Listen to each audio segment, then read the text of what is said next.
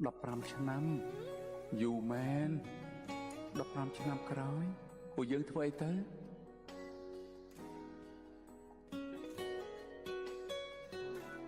ថ្ងៃក្រោយពួកយើងត្រូវតែមានសុភមង្គលនៅក្នុងជីវិតរស់នៅថ្មី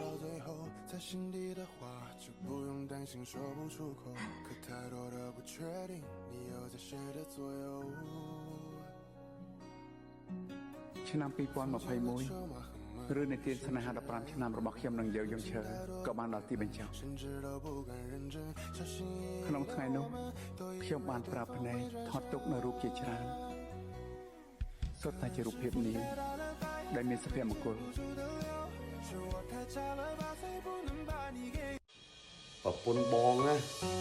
ទោះបីមិនផាត់មុខក៏នៅតែស្អាតដែរសម្រាប់បង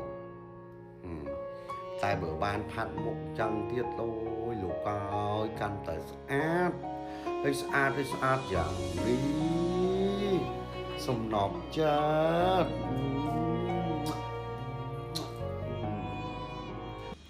អើចុះប្រពន្ធអ្នកណាអីក៏ស្អាតយ៉ាងនេះលោកអើយលោកអូយស្អាតយ៉ាងនេះនិយាយមែនណាពុកម៉ែបងប្អូនប្រពន្ធខ្ញុំស្អាតមែនតើអញ្ចឹងបានថាទៅណាមកណាខ្ញុំមិនដែលបដ ாய் ឲ្យទៅម្នាក់